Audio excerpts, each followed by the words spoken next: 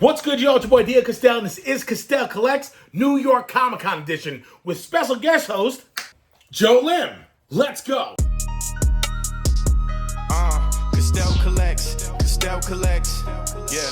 Hit that Macari, sell what he gets, yeah. He do unboxings and giveaways, yeah. Let's get to watching what he gets today, yeah. Castell collects, yeah. Castell collects, yeah. He do unboxings and giveaways, yeah. Let's get to watching what he gets today, yeah. Castell collects.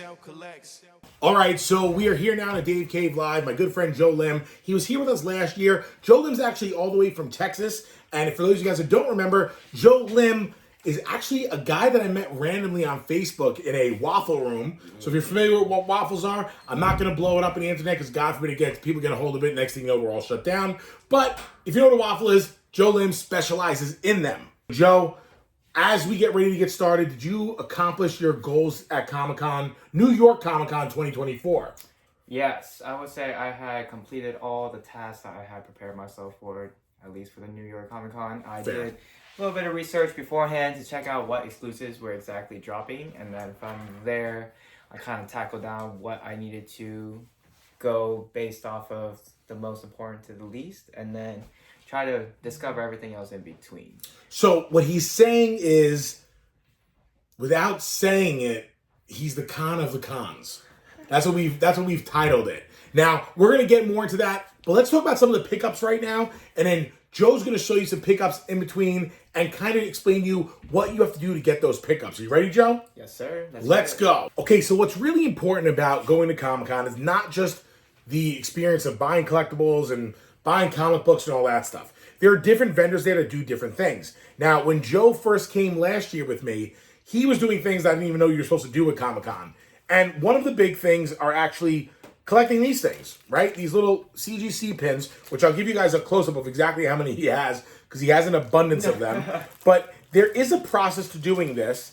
Joe, give us a breakdown of what you had to do to get some of these, and then we'll tell them a couple stories of what we did with like this one and stuff. But what is the point of the pins, and what was something you got when you got a specific pin? So one of the coolest things that I found out last year was going to these CGC booths and pulling these pins.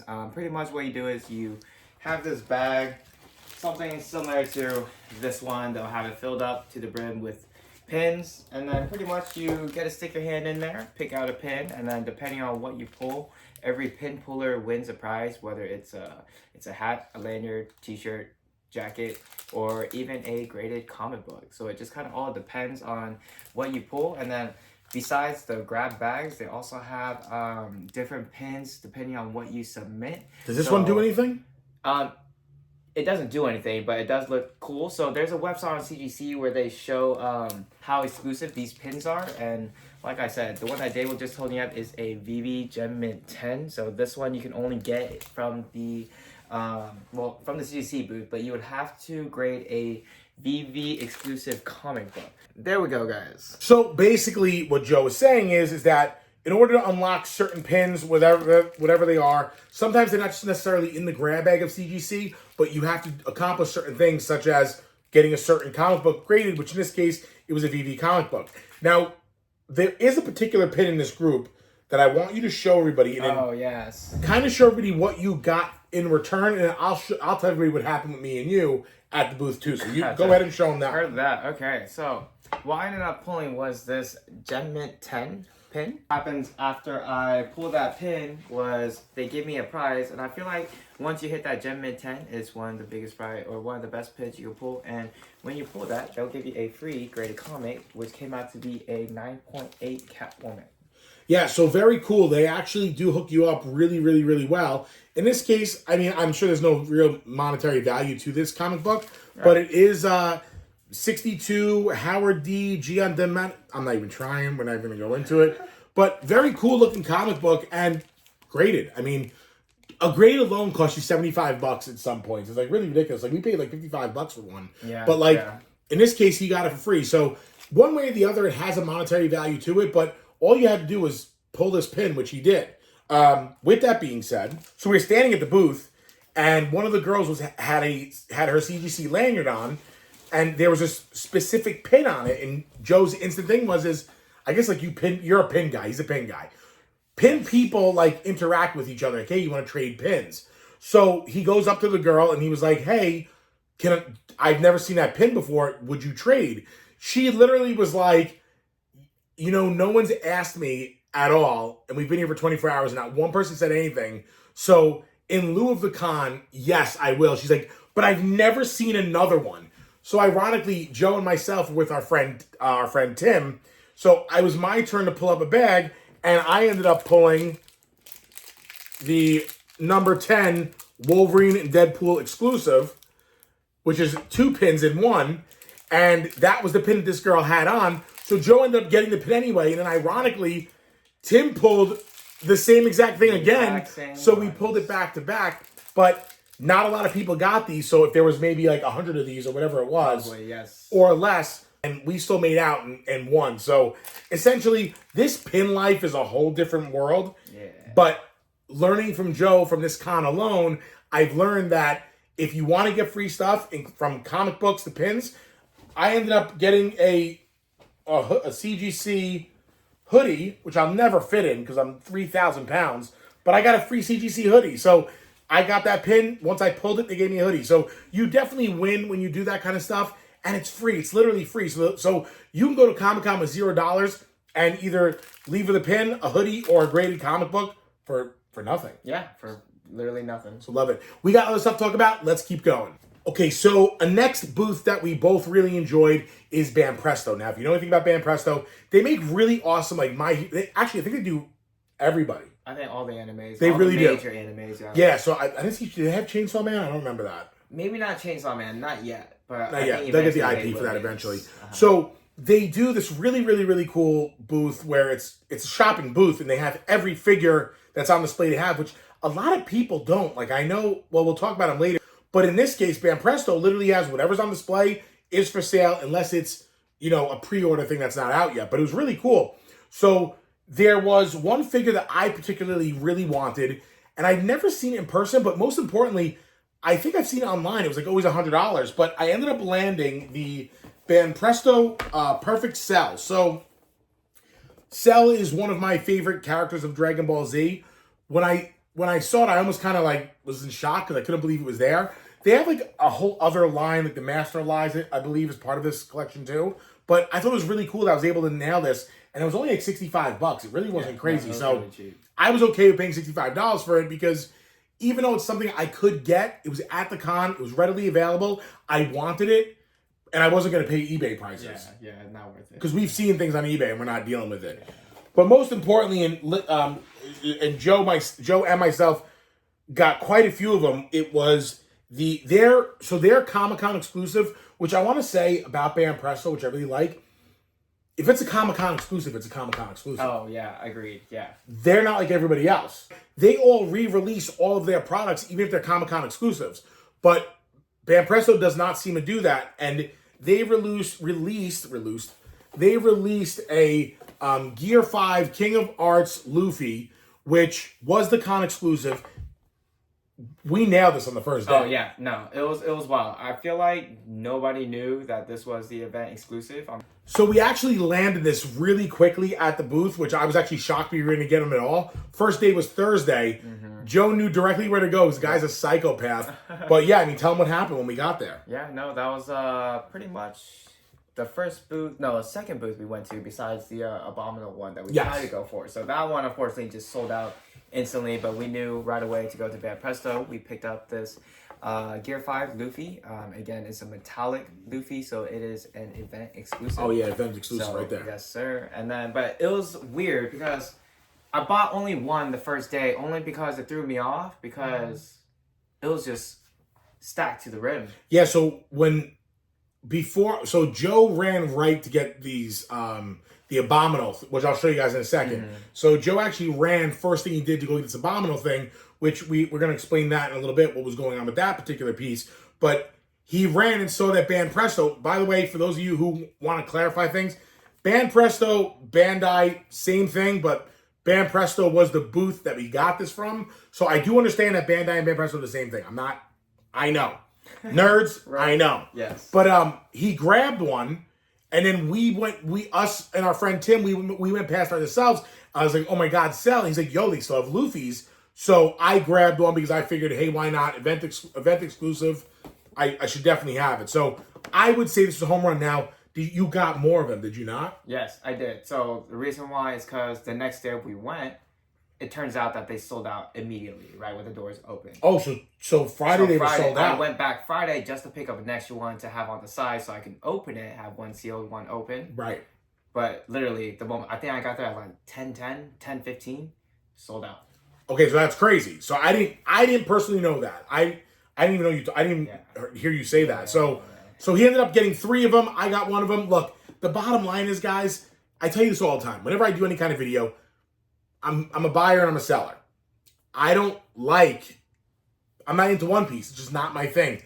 Where I love Dragon Ball is the same way that he loves One Piece. Agreed. So for me, this is something I'm going to sell. I'm going to put on Macari. I'm going to follow the leads of everybody else. But listen, put me an offer if you really wanted it, and I'm realistic. But they are selling for upwards of $250 right now, which is crazy. And what's even more weird, people from Japan are selling them. So it's even more awkward, I guess, right? But yeah, so Bam Presto, we got 2 home run pieces for me at least. He got what he wanted. Let's keep going. The next thing we're going to talk about is the Abominable line, which I think it's called Chomp, right? Is that what it's called? Correct. Yes. Chomp. So Chomp are these cute little Iceman looking things. They're kind of like the answer to Funko Pop, but really whatever. Like they're kind of like Funko Pops. Yeah. But they're Abominable Snowmen. So Joe, give everybody a breakdown of what went on in this booth, because there's a lot of things that tie this whole thing together to make this thing come to fruition. Right, correct. So one of the other things you can do at NYCC is not only just get the free stuff, but they have scavenger hunts and things that you can do at the show to win free things, you know. Which last year it was a different type of pin. It wasn't just a CGC pin. It was like the Naruto pins. Oh, they right. had a card, So and that you were way filling can the get card. Hat. That's and you got right. a hat. Yeah, right. I did.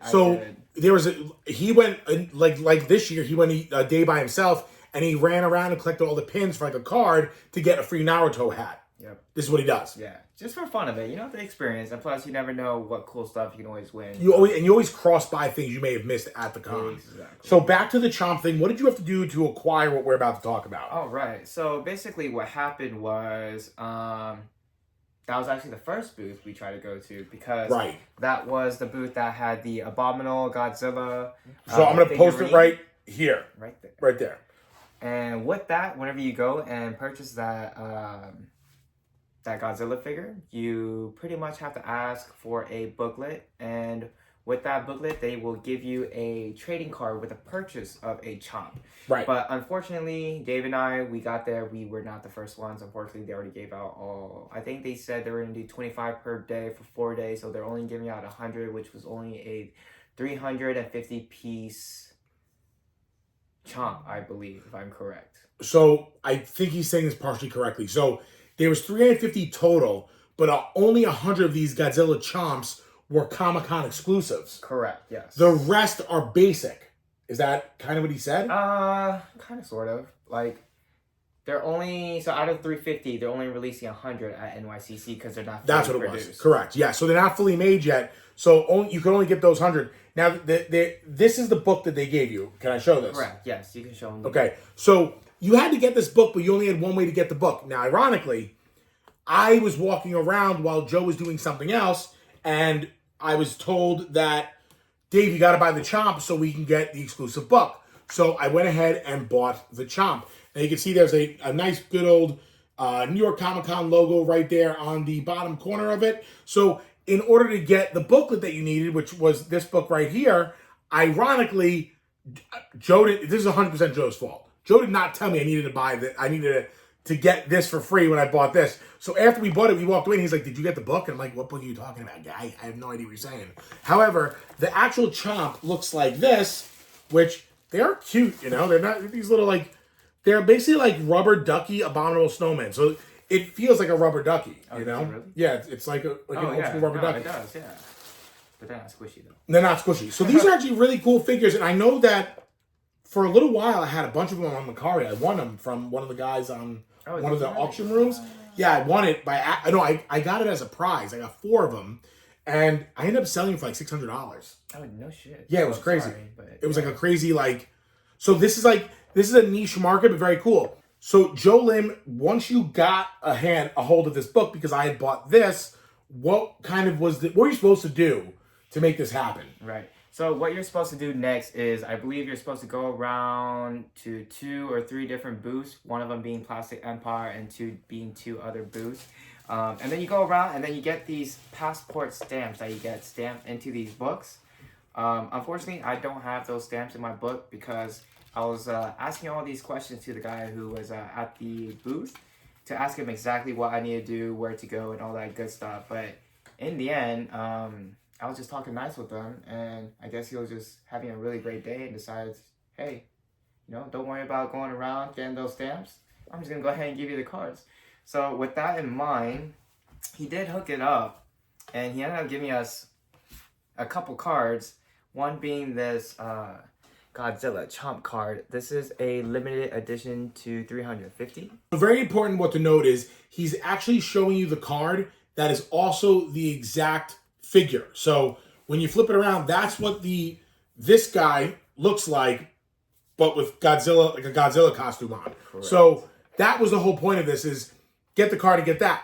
But back to what we were talking about earlier in the show, we were explaining to you guys about Comic-Con and the way it breaks down and the free things you can get. Well, there's more to the free things. Let's talk about it. When we were talking about earlier with CGC and doing things to receive other things, obviously Joe received the exclusive card. Now that particular card was a non-holo. Correct. It was a regular card. Correct. What did you have to do with that card to make this next thing happen? Right. So with that, like I said, there's like this type of scavenger hunt things you can do to kind of upgrade your prizes and things like that. So one of those things is actually grabbing that card that Plastic Empire gave you. And if you grade one of the Godzilla cards at CGC, any Godzilla cards that they give you, they will give you another card, a 4th card that you can get from the CGC booth that so happened to be graded. Before we get into this, I'll show you the card that they give. If you have to actually take the card from them that they give you, the basic flat card. Base card, yeah. The base card. Yeah.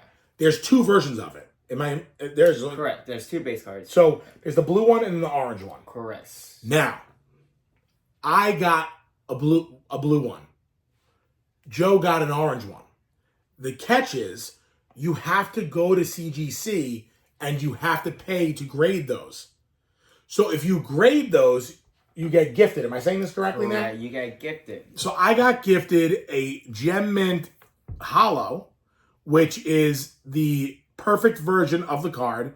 This is number 85 out of 100 of the cards. So very cool little gift you get. And don't get me wrong, you are getting the card for free. There's likely, I don't know, you may think there's going to be value in this. I don't think there's going to be any value in these. But you're spending almost $50 to grade the basic card, but in return, you get a Gem Mint 10. However, Joe, show them what you got with yours, which is like the complete bullspit. Show them, Joe. To be fair, I actually got the Gem Mint 10. But I'm the show. In the back, you wouldn't happen to have yourself a pristine 10. And that's what he got. So here's what I don't get. We just had I've never seen this guy get mad, and I got him so mad over this. We have 2 cards here. We have a Gem Mint 10 and a pristine 10. So if it's a pristine 10, it's the perfect card.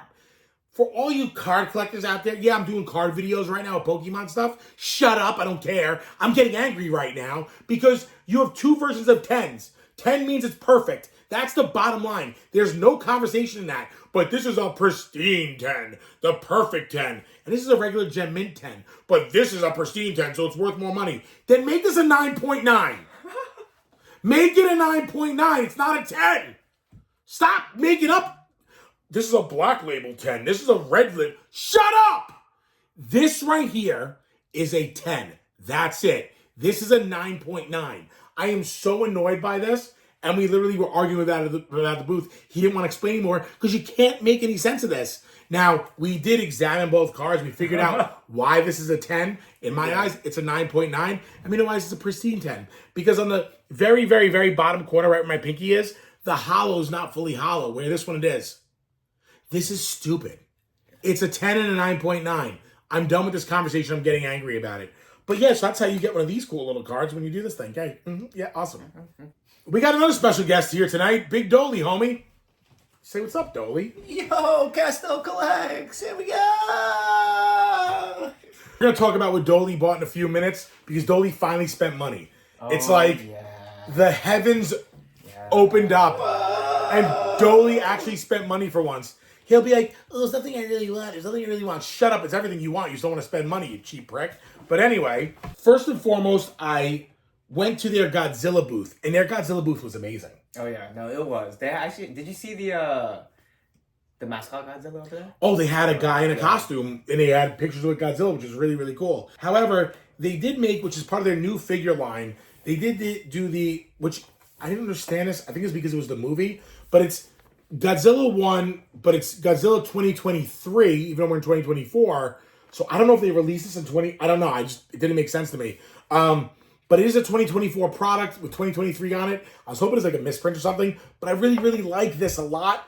I did buy another one of these. They made a 1984 version of it. But this is the Gold Edition Comic-Con exclusive.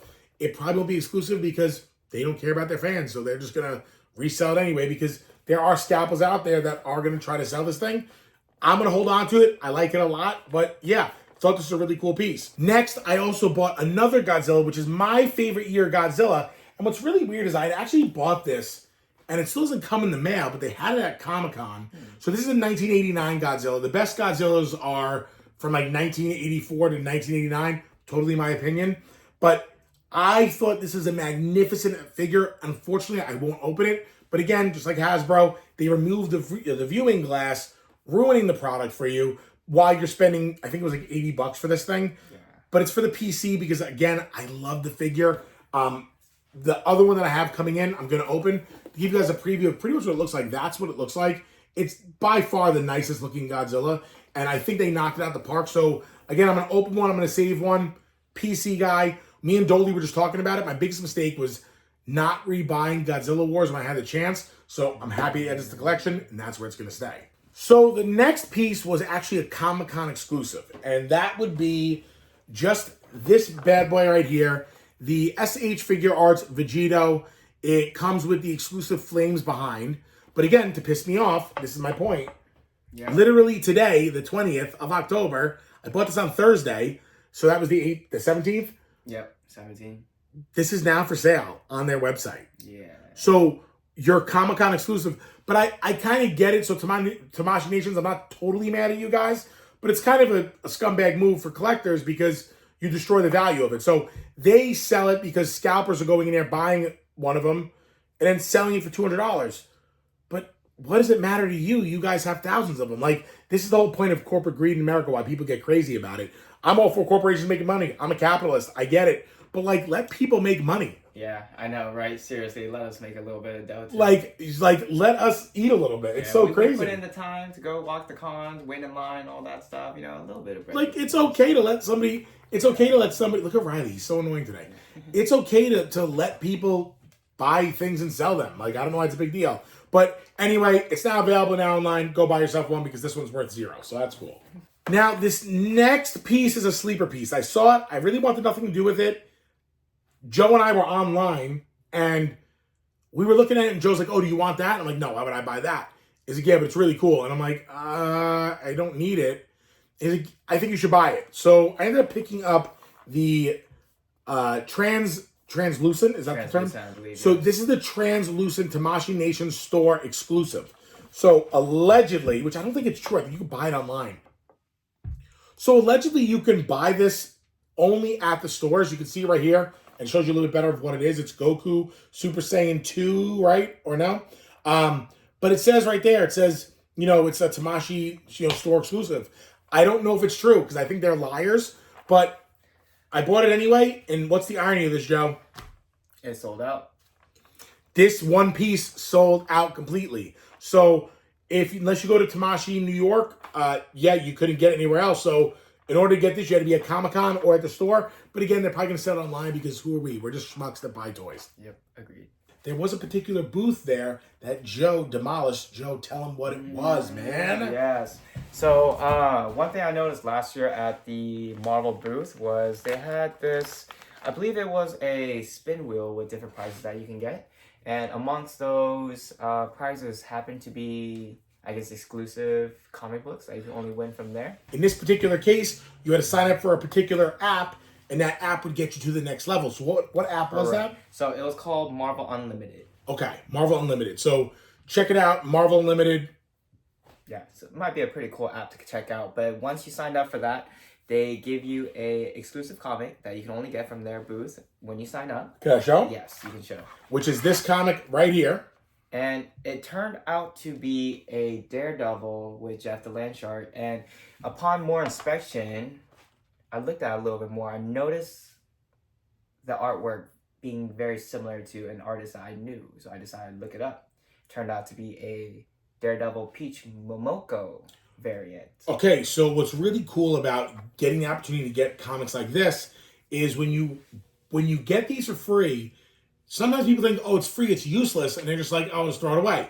Joe is a different type of collector than I am, where Joe does way more due diligence on things. So Peach Momoko? Yeah, Momoko. Okay. Yeah. So Peach Momoko, whatever. Peach Momoko is, depending on the artwork with Spawn 1, which is extremely popular. So this art is done by Peach. Correct. Okay, so just to backtrack on this, Joe had told me earlier that another Peach comic book that was given away for free last year is now worth upwards of $400. No, that was released Friday. Oh, it was this week. So, okay, so check this out. So this comic book was free. That's crazy, right? This artist is a really hype one, because that comic book alone cost, I believe it was like $40 or $60 to buy this comic book. No, it's reselling for. Oh, resale. I'm sorry, it's reselling. Although you got this comic book technically for free, you had to pay for the Marvel Unlimited $40 to become a member, and that's how you obtain this comic book. Correct. So technically, the comic book is free, but it really cost you $40. So we're associating the fact that this is a $40 comic book, even though it's not a $40 comic book. It's just that in order to get it, you have to pay $40 to get the membership. Yeah. So to add to this, another comic book, which was was it an art?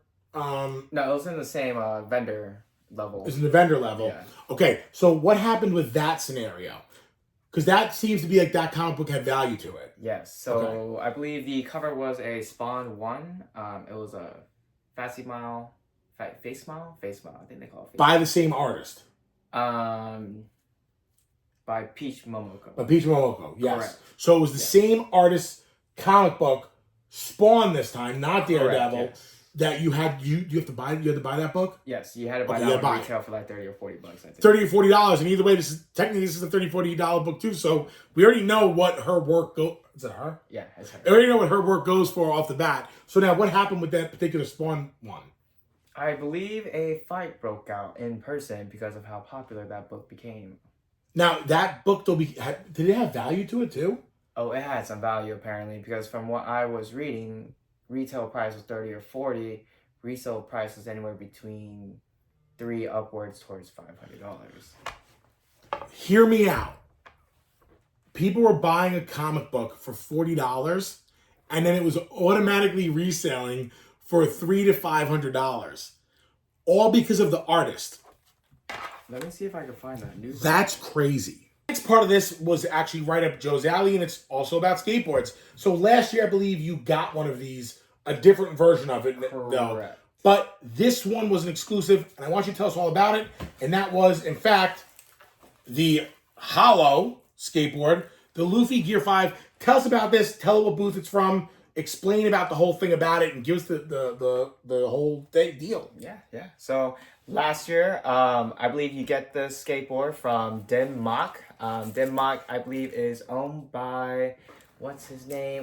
Steve Aoki. Oh, this is the Steve Aoki part. Is Steve Aoki. Dang, this is actually cool. I was going to flip this, but now I'm actually going to keep it. Okay. I didn't know that. Yeah, I know which is. Yeah. I bought one too because the opportunity knocked, and I was like, oh yeah, maybe I'll flip it, maybe I'll keep it. I just thought it was cool looking. I'm not a One Piece guy, but I thought it was cool looking. Yeah. When you get to these cons, you get all the exclusives you want. It's unlikely that you're going to go ahead and, I do. I will be honest. Sometimes I will pass by the booth to see if they sold out or not. But One Piece booth did not have signs or anything to really tell you that they're selling skateboards. So I don't know how quick they sold out or not. Awesome. So we got 3 decks. They're all absolutely awesome. We got 4 in total, but we got 3 decks. They're very cool. I'm not skateboarding. Dolly's sure as hell not skateboarding. And Joe, are you skateboarding? Not a skateboard fan, but definitely a fan of the skateboard art. Gotta love the culture. Let's keep rocking. So on the last day of the con, it was Sunday. I had to go up and down these lanes just to make sure I hit every single booth, didn't miss anything. And it just so happens that it turns out that I did miss one last final thing. And while 3 days you missed the one thing. Yes, in 3 days I missed the one thing that I was kind of looking for. It was just a single comic book. I'm a huge fan of Wolverine, and this cover is just mad. It's just this is an insane cover. It's this very insane. Explains the character in more ways than one, without question. Without further ado, let him have it. And there we go. So this turns out to be a Wolverine Virgin variant made by Tyler Kirkham. So what does that mean, Virgin variant? Is that the brand? No. So I believe there are different terms when it comes down to comic books. So there are the classic terms, which are your trade dress and your virgin variants. So the trade dress is basically the comic book that has the title, the price, the dates, and all that stuff. Oh, very good to know. And a virgin variant is basically a comic book that doesn't have any of the letters. It's literally just the stock photo itself. And it's just the art. You don't have anything else obstructing the art. That one's going straight into the PC. So the main reason why I got it is not only because it's a Wolverine cover that's hella badass. So I ended up buying only one of them because that's just going straight into my PC. Fair. But with that in mind, the main reason why I got it is just to get graded, but because I also have another book from him. It's another virgin variant of Wolverine, and eventually, whenever I run into him, I want to get both books signed by him and get them graded, and then just take them straight into my PC. Right into the PC. Yep. Awesome. So another hit, got what he wanted, nailed it, love it. Let's keep rocking. Last year, we had one of the craziest experiences ever, right? So last year, I got a custom picture done of Wolverine in the blue and yellow suit. Now, that particular picture, I posted all over the internet, and I actually, ironically, at the con, the voice of Wolverine from the original 1997 X-Men, Cal Dodd, was there. So the name of this artist is Sean Carlson. Sean Carlson is an incredible artist and has easily climbed the charts as within my top 3 favorite artists of all time. So I'd asked him to custom commission this piece for me, and it was really exciting for me to be able to have an artist work with me just to tell him what I wanted. And I said I wanted one little thing. Give me a little Deadpool, a little like Easter egg in it, and he surely did. This is that Wolverine photo right here. As you can see, it's really unique, really cool, and really identical to the character. It is literally beautiful. And also, here's some of the pictures of Cal Dodd signing it, which was awesome because Cal Dodd didn't charge me. Oh, no? I ended up paying him for it because I was like, dude, thank you for like my, being a part of my childhood, like that was really cool of him. But he took a bunch of pictures and he was such a cool guy. But now we had to add to this. This is the really cool part. Sean Carlson literally hit me up 3 weeks before the con, and he said, DL Castell, do you want another custom painting? And I was like, dude, I thought you never asked. I thought it was too close. Right, yeah. So naturally he says, well, you got Wolverine. What else do you want? I go, I want Deadpool. And I want him facing Deadpool. And here's the photo at his booth. This photo was a showstopper. And what was really cool about this, Joe, is that this is a one of one. Right, yeah, it is a one of one. Now, I feel as a fan of art that I would never stop an artist from being able to make more money on the art that they created. Right. So I'm more than happy to say, hey, listen, I know it's a custom commission, but please sell these and make yourself some money on top of it as smaller prints. So I own the 101. But this Deadpool is coming home with me. So be able to take this piece home is like awesome because now I'm going to put the Wolverine and the Deadpool facing each other above my bed, which I'm so excited about because it really is like a phenomenal set to have. And again, they're ones of ones. And I can't wait to go to Comic-Con next year and see the Deadpool photos being sold because people are going to love them as much as I did. All right, so I'm going to bring another guest onto the show right now. This guy, you know him better than anybody else. It's Dolly Homie. So Dolly is a comic nerd like myself. He's into all these different things. He's into the statues, big into figures. Riley just being annoying. He's a huge figure guy. He loves little collectibles like that. And for years, me and Gatman have been breaking his chops about getting a piece, buying something of value. And he just doesn't spend money. He's just cheap. It's just who he is. But what are you going to do? He's cheap. But anyway, with that being said, he finally pulled the trigger. You finally pulled the trigger, right, Dolly? I'm proud. I'm proud of you, too. So, with further ado, please slide it on over and tell everybody what you got, buddy. I got you. This is an Alex Ross Comic-Con exclusive. It's number 3 out of 100 pieces made. It's Captain America. It's not in particular Captain America. All his artwork is realism, so it's just could be anybody as Captain America. It's signed and it's framed by him off the wall at Comic-Con. We actually took it right off of the showroom floor. Which we have video and pictures of as well. Yeah, so we're going to show you guys those videos while we're doing this. Now, if you are not familiar with Alex Ross is, in my opinion, Dolly, maybe somebody might say different, he's like the superhero artist god. It's top 3 for me. He's top 3 for you. For sure, okay, cool. Sure. So he's in my top 10 without a doubt. Not my top 3. But he is a really incredible artist. He's been around for years, and his paintings go for a lot of money. Mm-hmm. This particular painting cost you how much? If you don't mind me asking. It was close to $1,000 with tax. So someone may look at this and say, well, why are you paying almost $1,000 for a print? Well, here's the catch. You can't get his originals. No. So that's a huge thing right there. But he only is selling 100 of these prints. But this is number 3. So literally, print 1, print 2. This is print 3. It was 100 or 50? It was 100 made, 20 only framed. Okay, so framed by him. Framed by him, which correct. Makes it a little more important in the whole grand scheme of things. So if you guys think about that, you may say to yourself, it's a print, it was $1,000, you're dumb. Wrong.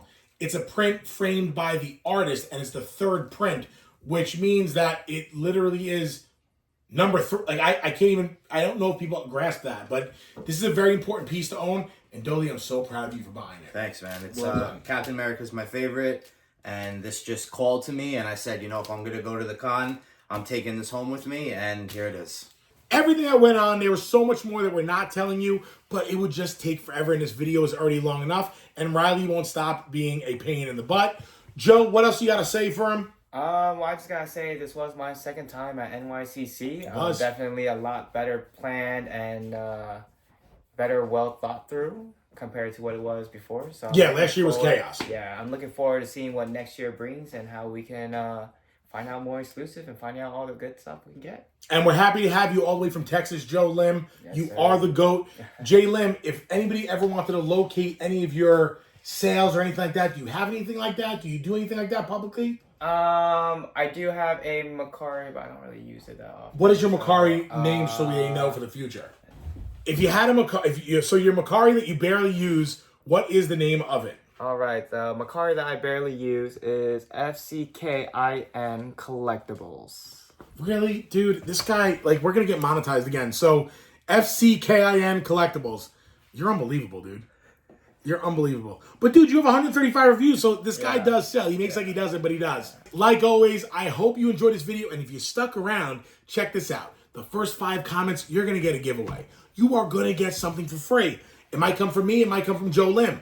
But if you like, subscribe, and comment below, first and foremost, the first 5 people are going to receive a cushy pillow. That's right, my invention, the cushy pillow. You can look up on my page about the cushy and see what it is, but you're going to get that. But one lucky random winner out of the comments after the first 5 are going to receive a exclusive Comic-Con piece from us. That's right.